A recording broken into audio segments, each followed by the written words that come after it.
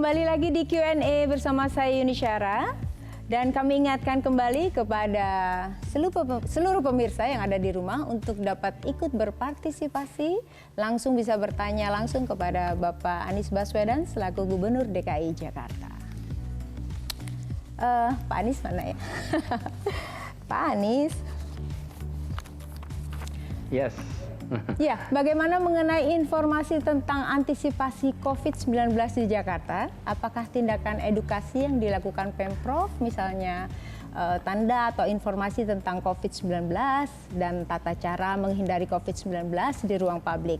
Lantas, apakah Bapak melibatkan lurah, RT, RW untuk mensosialisasikan kepada masyarakat atau untuk mendapatkan data yang lebih akurat atau lebih cepat dari masyarakat Jakarta? Ya, jadi betul kita melibatkan satu klinik-klinik rumah sakit yang ada di Jakarta. Itu nomor satu, karena puskesmas, rumah sakit daerah, rumah sakit swasta, poliklinik ini yang paling sering didatangi oleh warga yang memiliki keluhan kesehatan. Mereka sejak Januari sudah mendapatkan informasi apa saja yang harus diperhatikan bila orang memiliki keluhan-keluhan yang secara medis masuk ke dalam kategori keluhan COVID-19. Itu nomor satu yang kita lakukan. Kemudian kita juga mulai mensosialisasikan lewat jaringan RT, RW, selalu tentu lewat lurah, langsung ke masyarakat mengenai gejala-gejalanya. Nah, itu sebabnya kenapa sejak akhir Januari kita sudah memiliki data tentang orang-orang yang dalam pemantauan. Jadi kita bisa men-tracing itu. Dan setiap kali kita menemukan orang dalam pemantauan, maka dia dipantau betulan. Apa saja yang dia lakukan, bertemu dengan siapa saja, di mana saja, sehingga ada peta. Ada peta yang menjelaskan dari satu kasus ke kasus yang lainnya. Nah, itu yang dikerjakan selama sejak bulan Januari. Kemudian yang kedua, akhir 26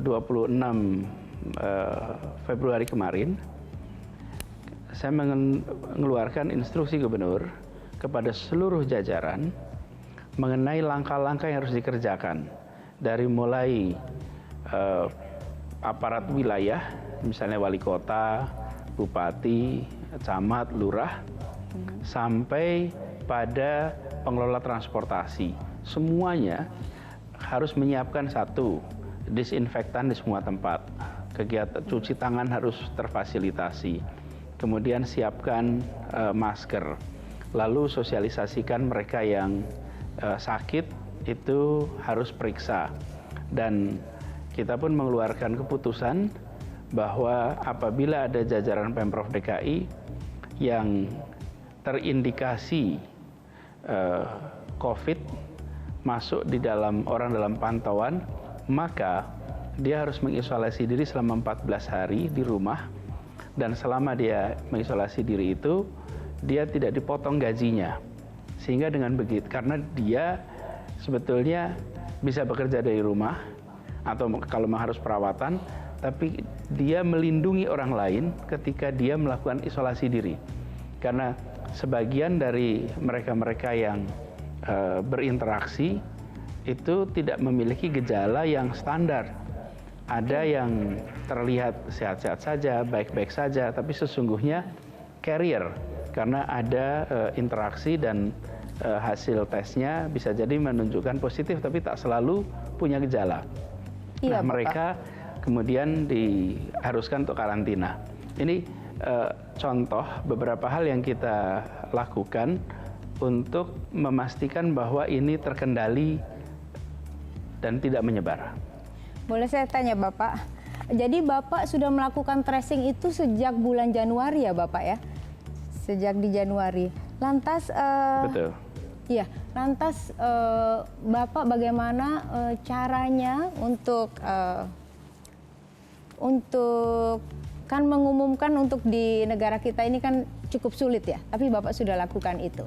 Tapi untuk karyawan, untuk seorang karyawan yang sudah kita nggak tahu kadang-kadang karena kita nggak tahu kondisi COVID-19 ini nggak jelas gitu loh. Kadang-kadang dokter susah mendeteksi. Untuk karyawan itu apakah sudah diberi peringatan kalau sakit nggak boleh masuk gitu, atau ada juga yang memang betul. Kan flu biasa gitu Pak, nggak ngerti pemahamannya. Sejak kapan Bapak terapkan itu terhadap seluruh karyawan? Lantas apakah Bapak juga menyiapkan masker dan hand sanitizer di setiap sudut-sudut perkantoran ataupun di fasilitas umum? Mungkin Bapak menyiapkan itu di setiap pembelian karcis, tiket, ataupun di setiap pintu masuk itu ada di sampingnya ada hand sanitizer atau disiapkan masker gratis gitu.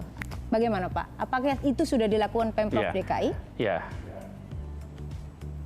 Ya, betul. Jadi benar sekali kita melakukan dari awal, tapi kita mengerjakannya juga bertahap, Mbak Yunisara. Jadi kita tidak mau bertindak yang tidak proporsional. Kita memantau perkembangan, lalu kemudian melangkah setahap demi setahap sesuai dengan situasi yang kita hadapi. Jadi ketika misalnya terkonfirmasi bahwa jumlahnya meningkat, lalu di Jakarta angkanya signifikan berubah, maka kita putuskan Car Free Day ditiadakan. Kita tidak melakukan pembatalan Car Free Day 2 bulan yang lalu atau sebulan lalu, tidak. Karena itu bisa menimbulkan kepanikan yang tidak perlu. Tapi kita menunjukkan bahwa ini angkanya sudah menjadi perhatian serius. Kemudian sekolah kita putuskan untuk belajar dari rumah. Jadi terukur langkahnya. Nah, ini yang kita lakukan sebagai sikap tanggung jawab bahwa melindungi seluruh warga Jakarta tanpa harus membuat suasana menjadi tegang, tanpa harus suasana menjadi panik, dengan informasi yang disampaikan secara baik-baik, secara transparan. Karena dari awal kami sampaikan pada jajaran 3 prinsipnya. Harus ada transparansi, harus ada kesadaran soal urgensi, itu yang kedua. Dan yang ketiga, itu harus faktual. Kita bekerja berdasarkan data, berdasarkan kenyataan di lapangan. Karena prioritas kita adalah keselamatan warga. Nah, kemudian kita ingat ketika mulai baru diumumkan bahwa ada 2 kasus positif, pada waktu itu muncul reaksi meskipun sebentar, panic buying. Nah, kami di Jakarta kemudian memastikan bahwa pasokan logistik aman, dan alhamdulillah panic buying itu hanya temporer. Tapi kemudian terjadi kekosongan pada masker. Masker itu sempat kosong. Nah, kita menyaksikan di pasar, di toko-toko harga masker meningkat. Lalu ini hal yang unik yang kita rasakan. Biasanya, Mbak Yuni, kami itu kalau di Jakarta, boleh. Saya mau potong sebentar. Ini masalah masker, Bapak ya. Ini suka nggak suka, tapi kita perlu ini masker ini, Bapak. Bagaimana caranya Bapak mengadakan masker ini? Karena ini memang bagaimanapun juga tanggung jawab Bapak sebagai pemimpin. Dan langka sekali, kalaupun ada harganya menjadi mahal itu. Gimana Bapak cara menanggulanginya? Jadi minggu yang lalu harga masker meroket tinggi. Di toko-toko, di pasaran itu mendadak menaik luar biasa. Ini yang menjadi pengalaman unik juga. Karena biasanya kami di DKI itu melakukan operasi pasar untuk kebutuhan pokok. Misalnya beras, lalu bawang putih, cabai merah. Itu biasanya kita operasi pasar di situ. Ini kita operasi pasarnya pengadaan masker. Ini pertama kali nih operasi pasar pengadaan masker. Jadi saya menugaskan kepada badan usaha milik daerah, BUMD kita, PD Pasar Jaya, untuk mencari dari pabrik-pabriknya. Dan alhamdulillah PD Pasar Jaya berhasil mendapatkan langsung dari beberapa pabrik untuk dibawa ke Jakarta dan kita jual lewat pedagang-pedagang di pasar dan jak grosir. Ada 87 jak grosir di Jakarta. Nah, di situ dijual dengan harga 2.750 per masker itu dan kita siapkan 1 juta masker untuk operasi pasar. Dengan 1 juta masker itulah maka kemudian harga bisa tertekan kembali. Nah, sesudah kita berhasil dengan 1 juta pertama, lalu yang berikutnya udah mengalir lagi. Jadi sekarang kita terus-menerus mengirimkan ke pasaran, bukan kami yang menjual karena kita memang Pemprov tidak berjualan masker ya. Tapi kita memiliki badan usaha BUMD kita yang mengelola untuk ada pasokan terus-menerus ke Jakarta. Nah, Bapak ada masker usaha sendiri ya, saya Pak, perlu sampaikan. Waduh, kalau cerita prosesnya ya, itu teman-teman tidak tidur, betul-betul tidak tidur. Karena proses mengerjakan ini harus segera dapat, harus segera sampai ke Jakarta, dan lokasinya tidak di Jakarta. Kemudian kita dibantu sekali oleh Polda untuk pengawalannya dari pabrik sampai ke Jakarta, didampingi terus-menerus. Karena ini memang barang yang amat langka. Tahan dulu Bapak, Banyak tahan sekali dulu. cerita balik layar yang unik di sini.